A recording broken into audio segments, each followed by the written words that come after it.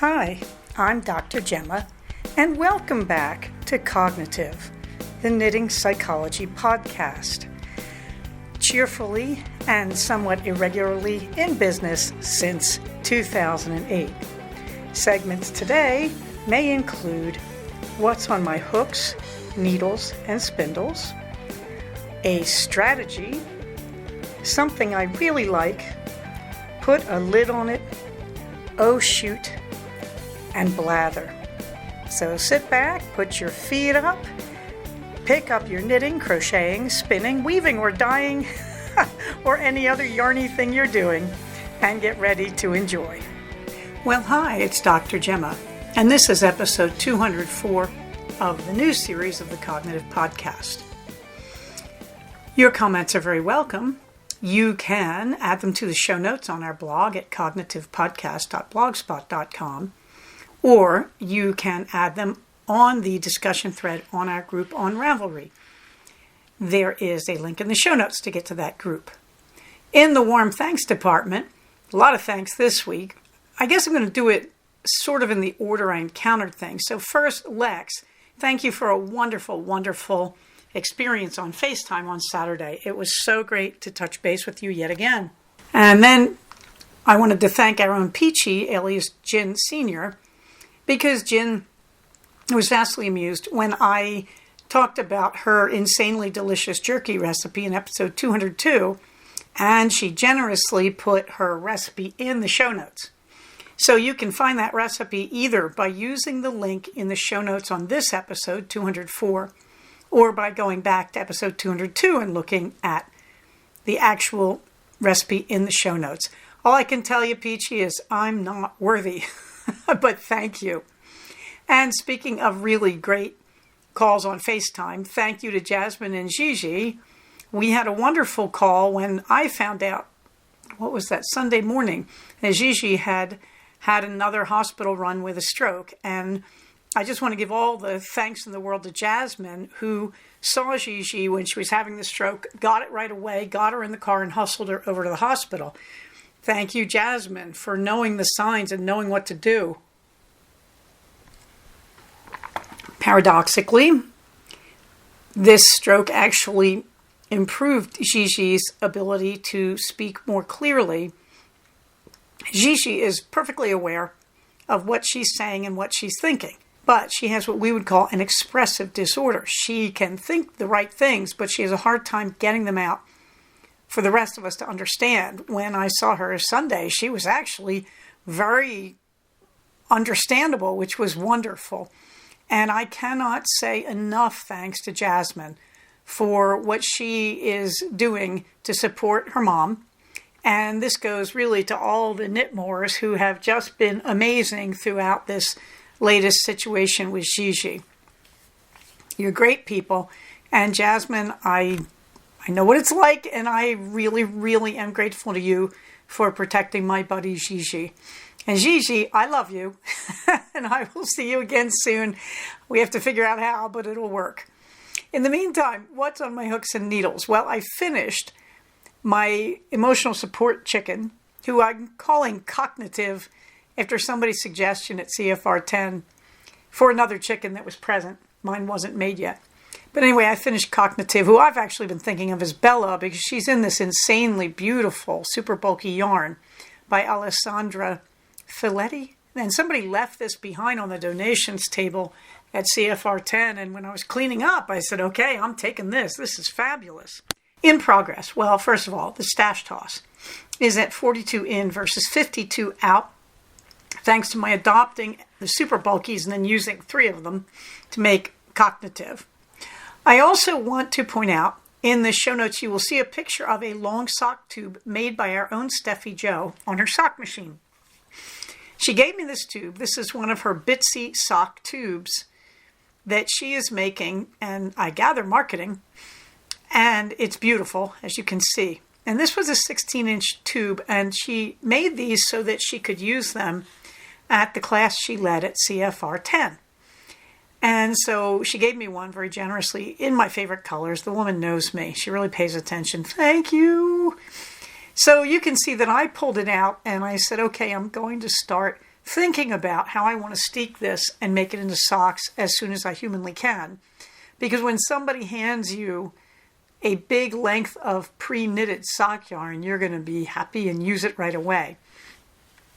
I also appreciate the Christmassy tone of that red. So this for me is 2 8-inch tubes.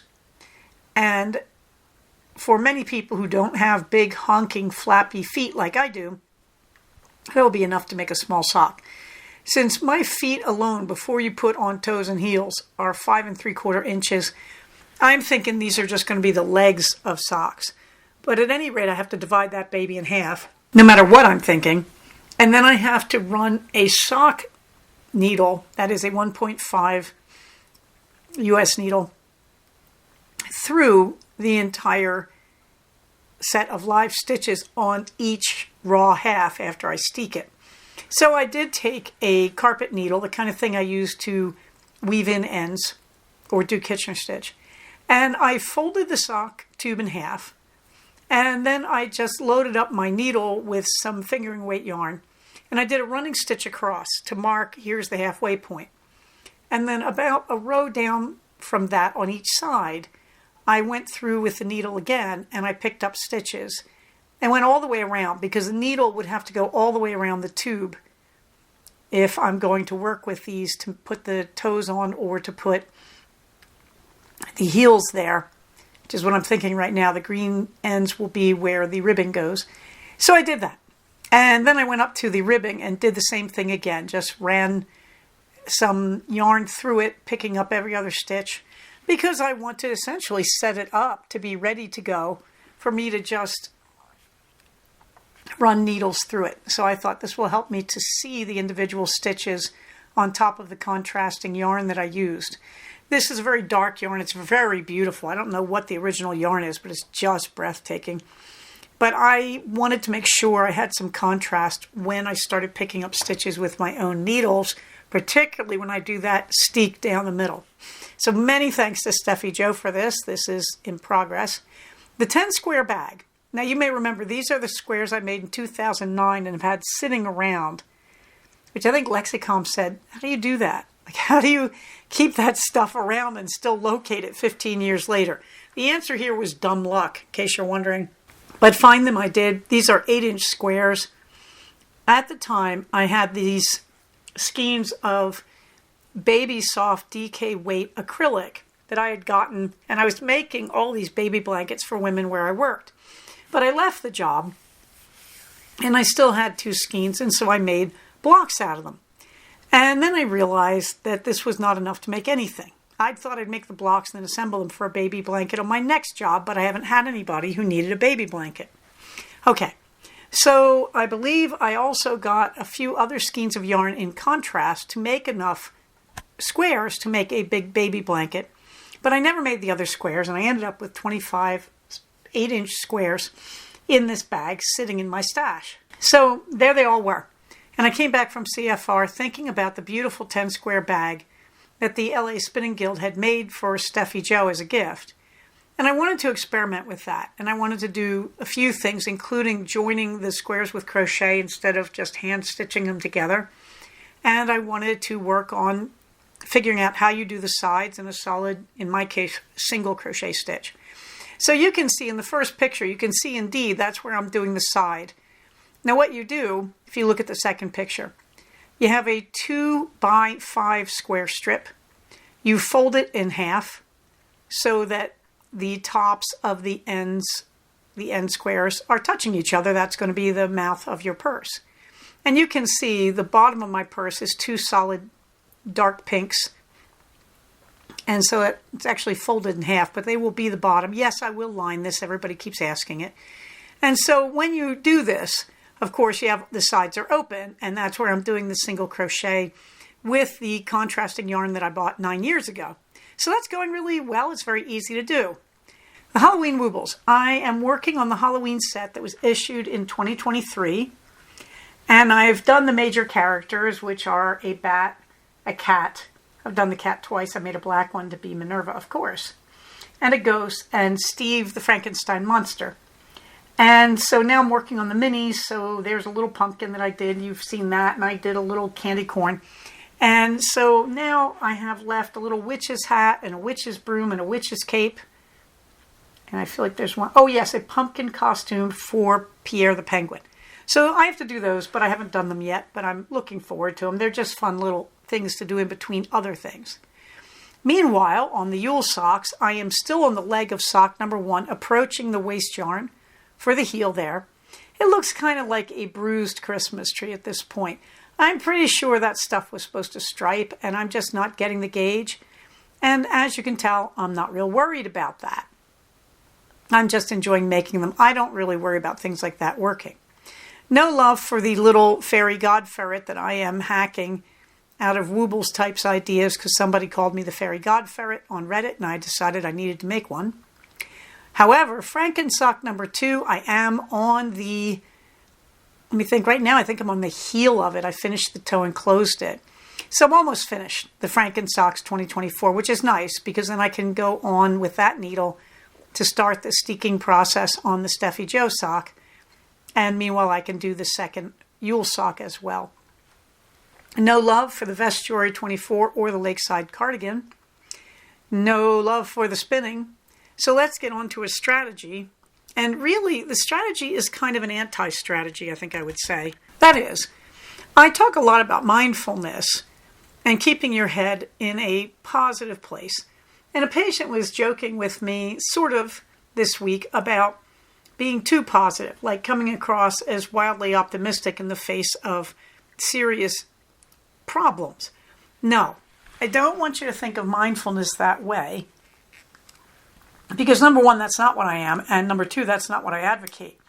But when people are down and you strike the tone wrong with them sometimes, and I do, I'm only human, that's how they hear what you're saying. That sometimes people show up at a session and they're not really that ready to work. They just want to vent endlessly. Believe it or not, I was listening to episode 15 of the original series, and I heard myself talking about people venting in therapy. And that's not what I do. Therapy is about change. If you want to vent, you go to your mom or your friends or whatever. And when you go to therapy, you are paying money for change. You are paying money to develop. And if you think you're just going to sit and vent in therapy, you got the wrong idea. And there are therapists who will let you do it. They're just making money off you doing nothing. I mean, they might as well just be a pretty picture on the wall that you talk to for all the help you're going to get there. You know, I like to think you're coming to therapy for help. But it's difficult because sometimes you do have to let people vent. Of course you do. And you have to also to get the situation in your head to figure out what it is they're unhappy about. So it's not like I never let people do this. But the problem is if you let people vent endlessly, they're getting into negative headset. They just get trapped in the bad. Okay, so when I talk about mindfulness, I'm talking about getting out of that, of not completely trapping yourself in this endless treadmill loop of bad thoughts that take you nowhere. And when you do that, when you get out of that, you have the freedom to use your thinking and your energy and the space in your head for positive things. I was working on that on my drive home tonight. I went out to dinner because I'm by myself and I just did. And I was working on it because I realized I was in a negative space. And I just started focusing on the scenery around me and realizing how incredibly beautiful Southern California can be. It's a strange kind of beauty to a girl raised on the East Coast. It's not all green, it's browns. And yet at the same time, it can be this sort of wonderful corduroy rolling across the landscape with all these different shades and colors, and the way the sun hits it, especially the orange browns, can be magnificent. And I realized, yeah, this is what we get wrong. But when you're talking to patients about mindfulness, about managing their thoughts and not being filled up with their painful thoughts, they can hear you as just advocating this kind of mindless sunshine Susie kind of empty-headed optimism. No. The reality is this, and this is where I'm firmly grounded. If you have problems, they are real, and they hurt, and there will be consequences of the problems. So which way do you want it to be? Do you want to have problems ongoing and all you do is think about the problems and the negativity? Or do you want to have problems but you're still able to focus on things that give you peace or happiness? Yeah, that's what I thought.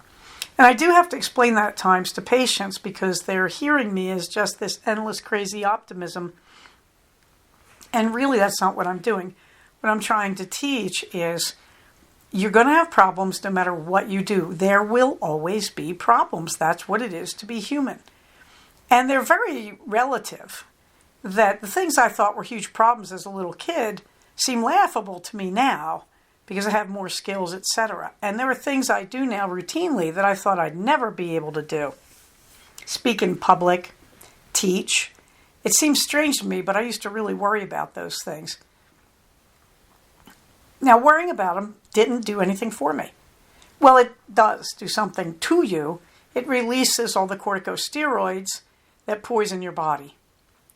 And that's one reason I have to run, is because I treat some seriously mentally ill people in my job, and I have to get rid of those corticosteroids that can get released during a session if a patient is aggressive with me. So, yeah, worrying about your problems can make things a lot worse and can hurt your body. But the problems are always going to be there. The only question is, what are you going to do about them? And if you let yourself slide into the negative headset, it's going to be considerably worse for you, that you will damage yourself while you're trying to resolve your problems. And negative headset can be very subtle. I was running the other day, and I was just thinking about, I'm going to run out of time. I only have time to do 2 intervals of 18 minutes each. This isn't what I wanted to do. And yeah, you know what? That's negative headset. I'm 64 years old, and I'm running basically 36 minutes with a 1-minute break in the middle. That's fantastic. And so, you have to be careful because negative headset is this thing you can slip into even in the midst of doing everything right. And I often have patients doing this. And some of my depressed patients will tell me these magnificent, wonderful things they did, and then they'll tell me how it's bad. And I'll be sitting here shaking my head going, what are you talking about? That was exactly what I asked you to do. You did your homework for your CogB therapy. That's fabulous. You did a great job. You advanced. You moved forward. And what they're telling you is, one, that's depression. That if you're really depressed enough, you don't see good for what it is, even when you achieve it. And two, they may be telling me they're not ready for therapy. That they are going to relentlessly make everything negative that we work on in therapy, even when I tell them it's a gain. Either way, negative headset is a very subtle and dangerous thing. And you have literally nothing to gain from it. You can be hurt by it because of the nasty hormones that it releases into your bloodstream, which are, of course, as I've talked about many times before, really bad for your body. Okay, so no, I'm not advocating mindless optimism here. What I am advocating is if you have to face your problems, I hate to sound like an old cliche, but you're going to do better if you keep your chin up. Stiff upper lip and all that stuff. All right, on to I'll shoot. Well, I'm back on my schedule again. Last week it was very hard for me to get running after I came back from San Jose because I was very wiped out. But I did manage to get out finally, I think it was Thursday morning, and then Saturday morning, and just had this really fantastic run on Saturday, and you can see it there in my show notes where I ran for 67 minutes and 3.5 miles on trail. And I didn't track all the time I was walking in that. So this was a little more successful than that. I was probably more like 3.75 miles. But it was really just great. You can see on that in my notes that it was sunny and I was in a great mood and I was running trail. And it was just this relaxing, happy run. So, of course, when I get back on schedule, you know what I do. I add races. I'd like to remind you I have the Monster Dash in another 12 days, but also I did finally find a local turkey trot being run by my kids' running club, of all things. So I have signed up for that. And I signed up for the Cupid Dash in February and the Rock and Shamrock in March. So I'm looking forward to this. I'm just adding these little 5K races to keep myself motivated. I want to make sure I keep running. Usually I only race for a shirt. However, there's two there, the Cupid Dash and the Shamrock, that do not have shirts. So you know what I will do? I will go to T-Turtle and buy some discounted shirts that represent those races for me, because I commemorate my races with t-shirts. In the fluffy books, still waiting for the newest Verity Lark as far as I know. Still reading A Fatal Legacy, which is a Flavia Albia book. This is a really interesting one. She digs into the history of the protagonist's step-parents, and in that case it's Marcus Didius Falco and his wife Helena, who's amazing. They're amazing characters. So she's going back quite a ways to sort of pull this plot together. It feels a little tortured. Frankly, I just love the world that Lindsay Davis has created here, so I don't care. I will read it just to hear the things that Flavia says to her husband and that Falco says to Helena and vice versa. At night, I'm listening to Georgette Heyer's The Convenient Marriage. This is a weird one. This, I think, is her first Regency romance. And she's trying to explore the concept of a marriage of convenience where a nobleman simply marries a fertile young woman from a great family line to make his children while not committing emotionally to the marriage. Georgette Heyer can't resist these strong, silent, high nobility types. And so much so that when you read the Beatrice Hyde Clare books, that author is imitating these types in her books, but she is really interested in the motivation that makes these guys the way they are. Heyer is not. These are just like these really strong figures. So this is the second book where we have a January-May type of relationship. It's not too bad. The male lead is not that much older. But even so, Heyer seems to like this. Remember, this is a woman writing in the 1940s in England, I believe. So take it as you will. It's an interesting book. It's not at all what I was expecting. Something I really like, of course, you know, Not the Worst Cleaner on Instagram, who I've talked about before. But this time, I put in her downloads. And I put in a picture of her bio page where you can find the downloads. And then I put in the 6 downloads. Last week, I read you one of them, the 20 bags in 20 days. And I really thought I should follow up and give you all of these. So you can click on these in the show notes and download the image and trim the image and do what you want. Render it a PDF and use it to take notes on your own process, whatever. One is a question list to give yourself when you're trying to remove clutter. One is just a sort of to-do list. Of course, there's the 20 bags in 20 days. There's a schedule to do an 8-week deep cleaning of your house, which to me looks like it would be pretty thorough and hugely time-consuming, but it's week by week, so you would divide those by 7. And then there's a list of cleaning chores and a weekly, I think it's a weekly cleaning calendar. I took my glasses off. Yes, a weekly cleaning schedule, so you can get a routine down. So I thought those would be useful. I also included, once again, the JPEG of the voter protection hotline state by state, and also the districts that are not included in states in the U.S. Please, please, please keep this on hand. We all know it's going to be an ugly election, so you might need it. Moving right on, put a lid on it. Well, Jasmine had asked me about the salmon soup. And Jasmine asks and Jasmine gets, because Jasmine is doing great work with our Gigi, as are all the Knitmores, and I'm deeply, deeply happy, and many warm thanks to Sam and Amy and Andrew as well, and the younger generation who are all in on the Support Gigi campaign. I cannot say enough positive things about that. At any rate, Jasmine had asked about the salmon soup, so I just cobbled the recipe together. Now I'm doing it pretty much by eye. However, this is a great recipe in several ways. It is healthy fat. No unhealthy oils in this. That's why you're using butter. You're not using any type of oil, although olive oil is perfectly healthy, but I just say go for the 2 sticks of butter here. This is a pound of wild-caught salmon. Wild-caught, for reasons we don't understand, is nutritionally better than farmed salmon. This is very weird. We can't explain it, but nonetheless, it is true. So I use wild-caught salmon because this is for me on my keto diet with my diabetes, of course. 2 sticks of butter, a cup of some type of dairy fat. You can use an 8-ounce brick of cream cheese, or I will use 1 cup of sour cream or heavy whipping cream. Whatever, you need that big hunk of dairy fat here. A tablespoon of capers right out of the jar, a tablespoon of the juice from the caper jar, a tablespoon of lemon juice, and then I would say it's about 1.5 teaspoons of Worcestershire sauce. The original recipe said a dash. I would call that a strong dash. You do this in an Instant Pot, very easy. You're going to saute the salmon with the first stick of butter, 3 minutes per side. Then you're going to throw the second stick in, set the pot to manual for 5 minutes, and cook it. I usually use a natural pressure release. In the meantime, in the background, I take out my Vitamix. You need a strong blender. And I will put everything that is not in the Instant Pot, all the other ingredients, into my Vitamix. You could probably use a food processor for this as well.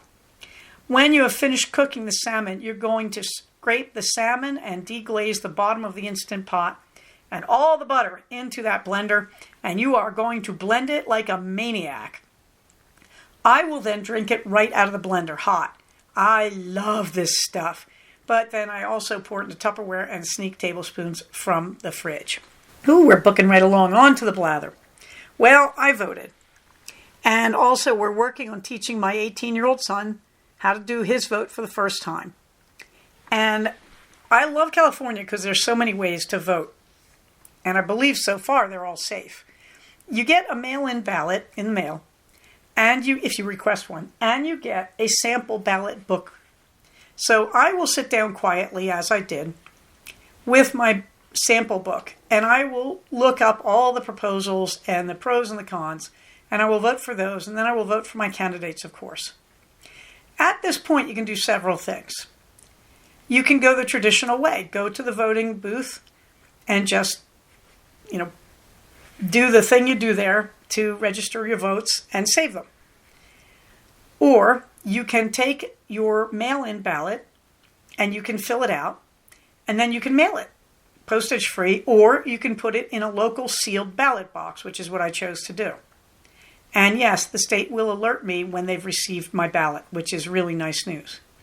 And finally, you can do what I did last year when I voted, which I told you about, which is you go online and there's a government site, and it has the sample ballot that you got in the booklet, and you just go on that and you enter all your choices and you save it, and it gives you a QR code. You take this to the voting booth and you wave the QR code on your phone over the machine after you've told the machine who you are. Well, you match IDs with it. It's still anonymous. You wave your QR code and it will immediately show you on the computer screen there what your vote was. And so you can review it and make any changes, and then you can hit accept. So California is great. There's essentially 4 ways to vote. I think I've done all of them now, but this time I took the time to slow down and spend an evening reading everything carefully, and then filled everything out and took it in last Thursday morning. So I'm very happy that I voted, and we're teaching our son how to do it as well. Meanwhile, I am settling into my schedule, which hasn't been easy because just when I thought I'd get a weekend to myself, we find out the beloved son has a track meet in Pomona, which is a long drive away from us, a good close to 90 minutes. And he has it really early in the morning. And he wanted to spend the night at a hotel, which made a lot of sense. And my beloved husband wanted me to go with him. Friday night, he realized I was so dead. I was so tired after work Friday, I wasn't going to do it. And so he said, no, don't do that. So I decided to stay home alone Saturday night. Now, of course, this led to me finding a meme from Women Who Run with the Moon on Instagram, and it says, "Are you not bored alone?" And then it says, "Me, being alone." And there's 4 little graphic designs of a woman just drinking coffee and reading something on her tablet and lying in bed blissfully, and then watching a romantic movie and having a good cry with her earphones, and then just passed out on her living room furniture, sleeping. Those 4 women look very happy.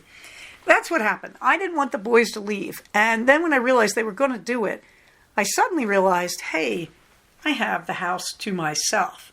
And what that represents to me is open space to do a lot of my craft work that is kind of sensitive and that I don't want people passing through while I work on. So the first thing I did was chandlering, that is candle making.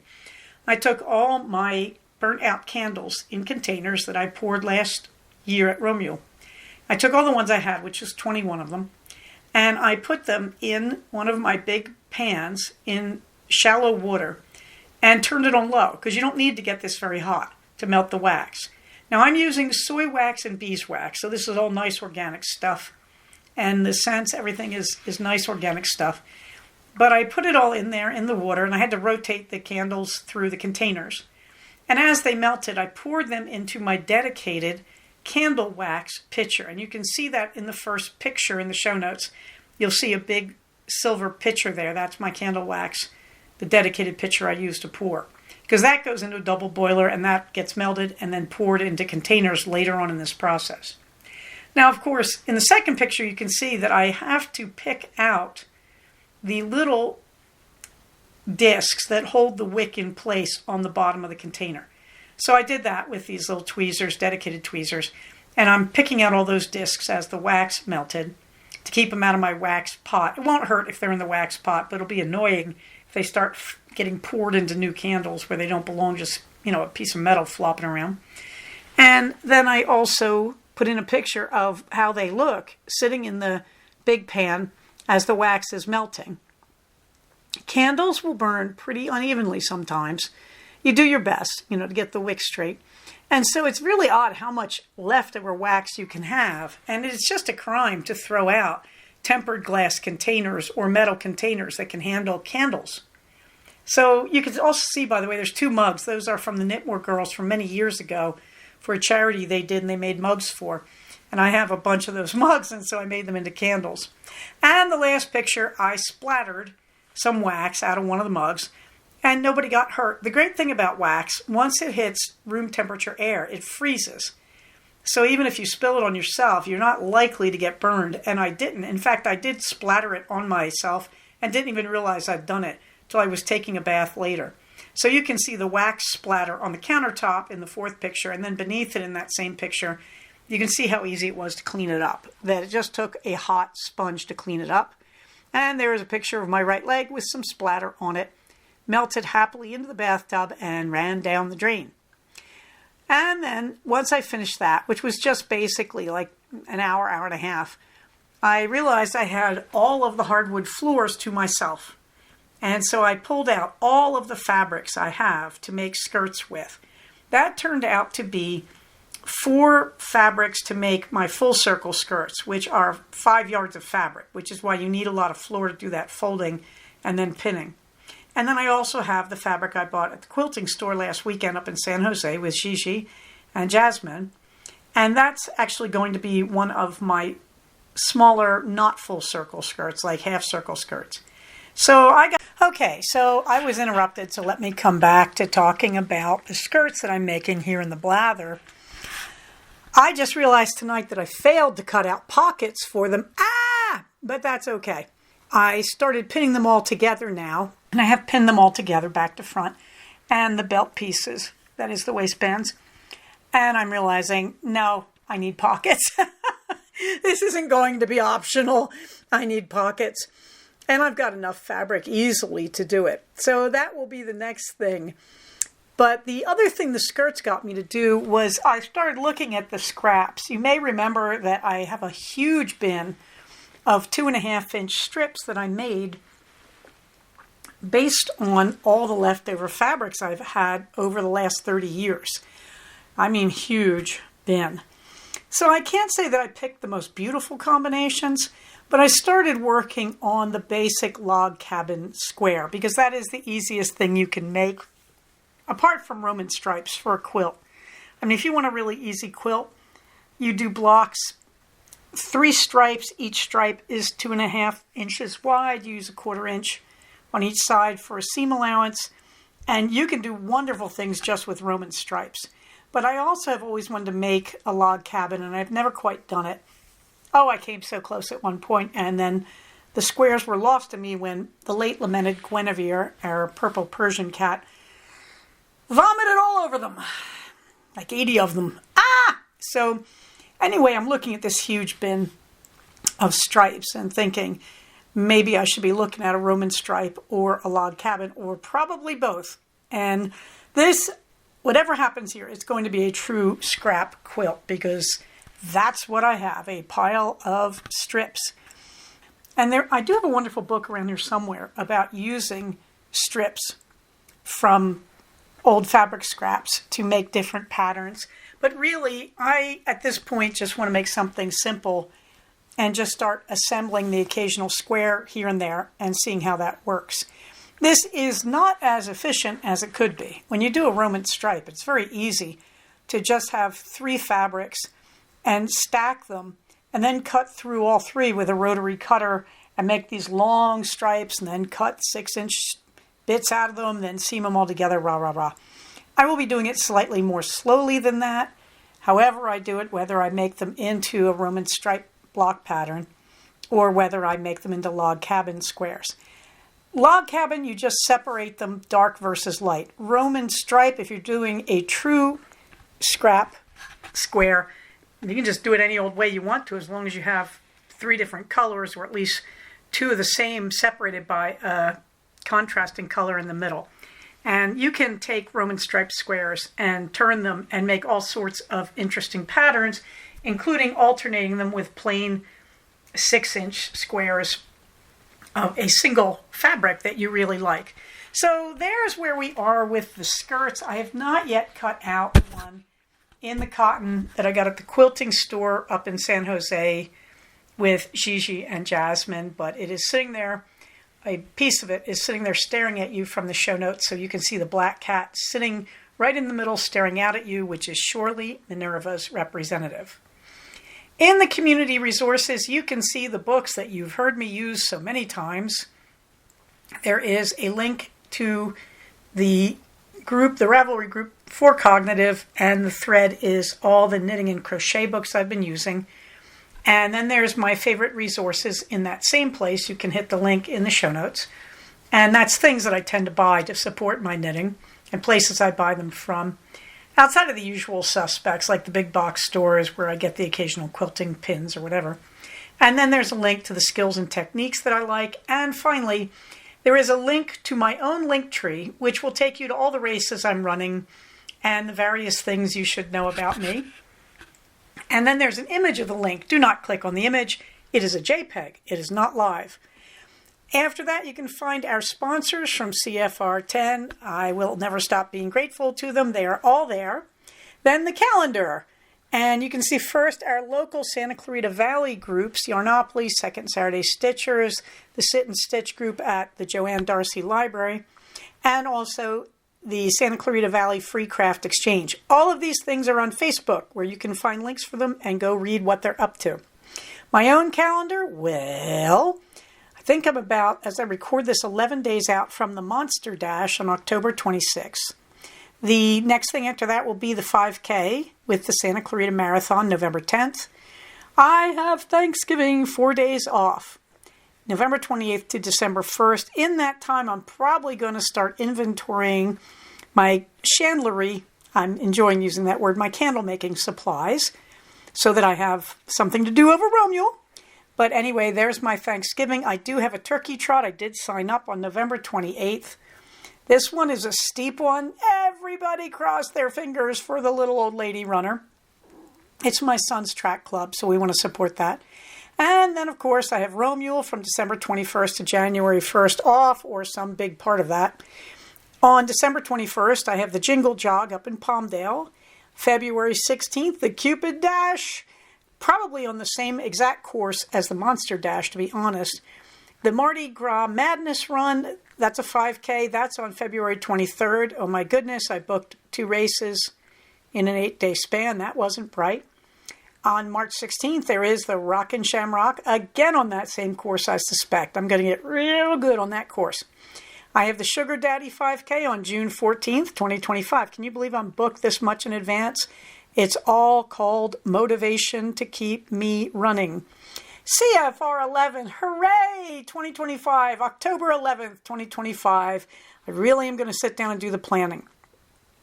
Finally, Minerva gets the last word, and the last word is When you leave home, that's your cat's worst nightmare.